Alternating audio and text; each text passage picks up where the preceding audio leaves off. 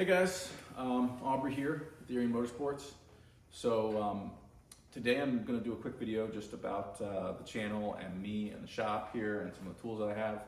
I realized the other day that there's probably a lot of people that are watching this channel now, watching some of the videos that have no idea who I am, what I do, or how I ended up doing this kind of stuff. So I am a self-taught fabricator. I've never had a formal education, never worked for anybody that, never apprenticed with anybody that, knew what they were doing. In fact, I never finished high school. I didn't really do well in an institutional learning situation. I got good grades and all, but, had pretty bad ADD and couldn't sit still. I dropped out of high school and started working for my family's lumber company. We do specialty hardwoods, and that's how I got this shop. We had this shop for doing, basic maintenance and, occasional repairs for equipment. And I've slowly built it over time, got heat out here, put in this section back here, added like 13 feet to the back of it, and then added a whole new section down there, which I'll show you in just a minute. And just built the shop like one piece of equipment at a time. Of course, when I got those pieces of equipment, I had no idea how to run them, but I kind of would buy a piece of equipment and then watch YouTube videos and talk to other people that knew, other machinists and welders and stuff that I could ask questions of and get information and learn how to use that piece of equipment kind of one project at a time. And I just felt like that was a good way to spend money on my education, was to just buy a piece of equipment and learn how to use it rather than paying to have somebody teach me how to use it. And I used the YouTube community a lot for that. I really appreciate the community of builders and fabricators on YouTube that put out videos, and that's part of the reason that I put out videos now. I got a lathe at an auction, and fixed it up a bit and picked up tooling one piece at a time. Same thing with my milling machine. Got a nice milling machine. Got a digital readout with busted scales. Got another used scale somewhere. Everything I've had, or most of the stuff in here, I've gotten that way. We could go out and buy like a brand new welder at one point because we just needed to have a really good MIG. I picked up the TIG, a buddy of mine got it at auction and sold it to me. Got it super cheap at auction and sold it to me for a really reasonable price. So, this is kind of my paradise here, working in the shop and having this space to work on my projects. So I started going out to King of the Hammers with my uncle, Lucas Murphy, Murphy's Law Motorsports, and working in the pits and helping him with the race. For those of you that don't know, King of the Hammers is a massive off-road race. It's known as the toughest one-day off-road race in the world. It's everything from rock crawling to desert racing, and it's a pretty crazy event. So they run cars like these, only mostly more expensive. So I built this car on the cheap. I started out, I came home from King of the Hammers and started working on an old Jeep that I had around that I'd never finished, and built like a tube chassis on top of it and just kind of beat it around the woods for a little while. But at a certain point, I wanted to make something better. I also blew that one up, so I wanted to make something better. So I got my uncle's old axles. These are 14 bolts out of my uncle's race car. He went to 4 9 inches to lighten up the rear ends. And so I got those axles. I bought an engine on the cheap, an engine and transmission, and then I bought an engine, transmission, chassis, transfer case, and I sold off the transfer case and the chassis. And so I had the engine and transmission for just about for free. And then I actually bought a used truck that somebody had done a bunch of upgrades to, and I got it I paid $5,500 for it, and it had like $14,000 worth of parts on it that I wanted. So I pulled all those parts off, put my engine and transmission back into it, and I sold it for $5,000. So I spent about $500. I got the engine with a upgraded turbo, 100 horsepower injectors, and a ATS transmission, and there was a bunch of other parts, a bunch of billet parts, and that kind of stuff on there. So I built this thing as cheap as I possibly could without cutting any corners. Still went with bypass shocks and like a nice auto meter gauge cluster, and spent money on things that mattered, but tried to do it as cheap as possible. So that's pretty much the car and how I got into the off-road racing. I just kind of put out videos on whatever tickles my fancy. So if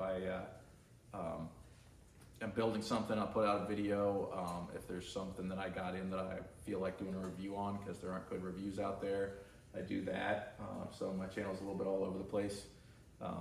But I also I built a electric chainsaw slab mill for cutting big logs for the lumber business in here, and I put some stuff on that up in my in Irion Lumber YouTube channel. I've done a lot of fabrication on building and designing the kilns better and that kind of stuff, which I haven't gotten around to making videos of. I did a 10-speed swap into my Cummins. I had a hauling truck that I did twin turbos and auto leveling air ride suspension and 10-speed, and I did a lot of work on the Cummins diesel and messing around with that, which was what led me to build this with the Cummins, because I saw all the issues that people had with their LSs out there in the desert, blowing them up and destroying them and just having them not run right or not be tuned right once they got them out in the desert. And I just said, I want none of that. Even if I have to deal with an extra 500 pounds in the back of this thing, it's better to have something that runs and is reliable, and you can cheaply have it put out 800 horsepower without really that much money into it. So let's see, I guess I'll show you my shop here. We live on a farm in northern Pennsylvania where we have the hardwoods business, and we do hay and cows and pigs and chickens, and my parents have a couple horses. So we have just a really nice place up here. We're kind of tucked away, and I can run my race car when I want to test it out when it's not, ridiculously muddy out, which it is right now. So this is my shop. This is my some old chestnut cabinets that came out of a hardware store that my parents had a furniture shop, and that was an old hardware store. So got the old chestnut cabinets out of that, and there's my baby. This is Grizzly bandsaw. These things are really nice, really like it. It's not like the best made piece of equipment, but having this, miter gauge and being able to set that angle precisely and quickly is, really nice.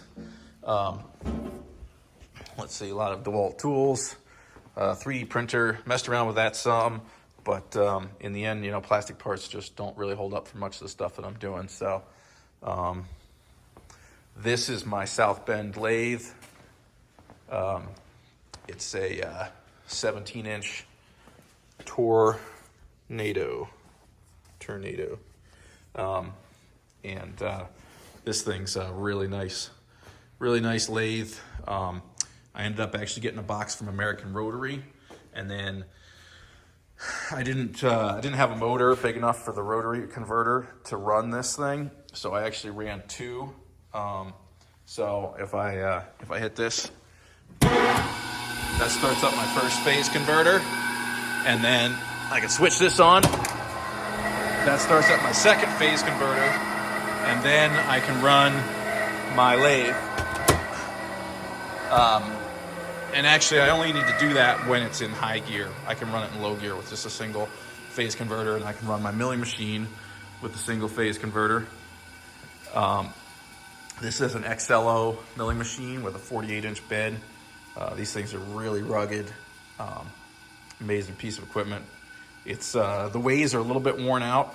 When you get out here towards the end, it starts to bind up a little bit, but then it's a little sloppy in the center. So, you know, this thing's been worn. It's not perfect, but it really does a good job. And I put a Enco, well, it looks like somebody unplugged that. Oh, no, it's not turned on. There it is.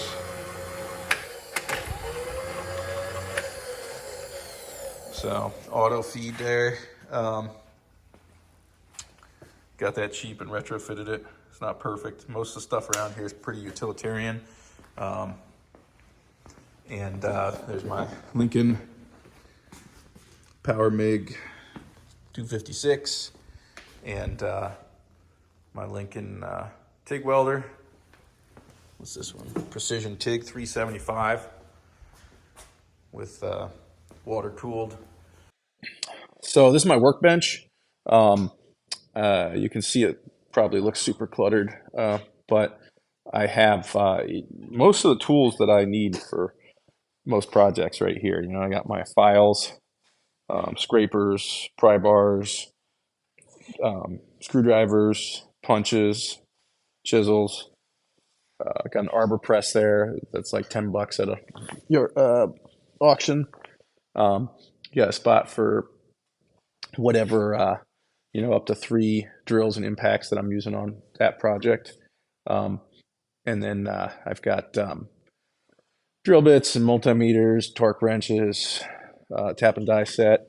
There's my air tools, just like on a plate here. I just threaded all those screws through, and all my air tools fit on there real nice. There's hammers, wrenches. That's my anvil right there. Got all my clamps hanging there, and I've got my welding pliers there. Got a whole bunch of like regular pliers and side dikes and whatnot in there. And then I've got this exhaust fan that I just put in, which I really like. Keeps it much nicer in here when you're welding. You can position it right up to a project you're working on. Then I got the variable speed controller, so you can set it so it's not pulling off too much of your shielding gas. Yeah, it's just a really nice workspace with all the stuff right there, so you're not running around trying to find stuff all the time. And this is my current project, working on this grinder, belt grinder.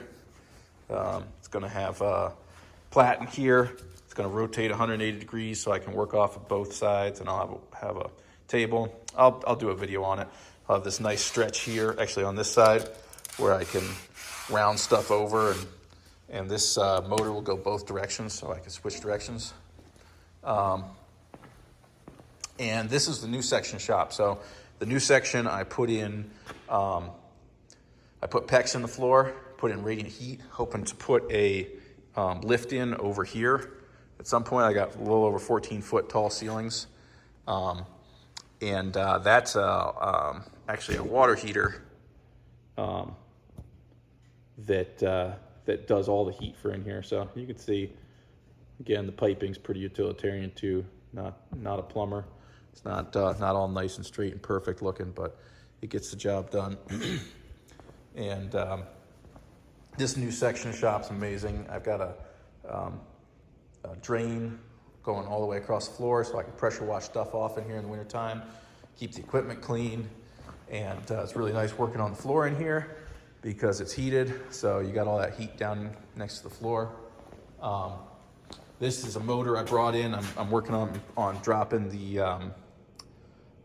the Cummins in my race car by like 3 or 4 inches, so I brought this motor in out of my storage trailer, and I'm gonna build my oil pan, my new oil pan on this engine so that it's all ready to go before I go and tear my car apart to put that in. So these are gonna be doors for my kids' rooms. Been working on that all winter, just about done with it, so I'll be starting on doors soon. And here's the oldest pneumatic tire changer you can buy. Does 16-inch rims, and that's about it. Can't do too much with it, but it does a good job when you're working on 16-inch rims and farm stuff. And There's my arc droid CNC plasma cutter. You can see that in another video that I did. And there's my Hypertherm Power Max. And there's a parts washer, which is really nice and slick and easy. Hide it right under there. Oh, and a little Milwaukee bandsaw. So, pressure washer. This is just a Sunjoe pressure washer, cheap electric pressure washer. Run warm water into it so I can have warm water, 120 degrees or so. And then I have that hooked up to my hose reel right there, so I can keep my equipment nice and clean. Although it still gets pretty muddy. You know, it's a farm. We got a lot of mud. And there's my oil containers. I have them set up there with some cheap air pumps on top of them and hose reels. So I got my hydraulic oil and my, well, that's got 10W30 up there right now. Right now, all the newer diesels are all running 10W30 Rotella, and the older ones are all running 1540. So kind of in the process of half of our equipment's running one and half running the other. Got a nice roll around toolbox. Made a nice rack for it, so I have my most essential tools right here.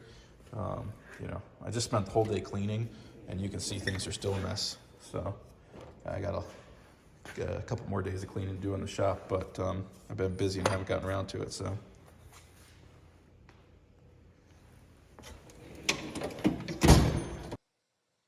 All right, guys, that's it for the shop tour. Thanks for watching. Like and subscribe for more videos and content. If you have any questions or comments about the equipment or anything, you know, leave them in the comments section. I respond to pretty much all of them. Looking at trying to make it out to King of the Hammers next year, 2024, with my uncle. I'm going to try to take both the race cars out there and, you know, go out there and do some racing and have a fun time. So we'll see what happens. But that's it for the video. Thanks for watching. Like and subscribe. We'll see you.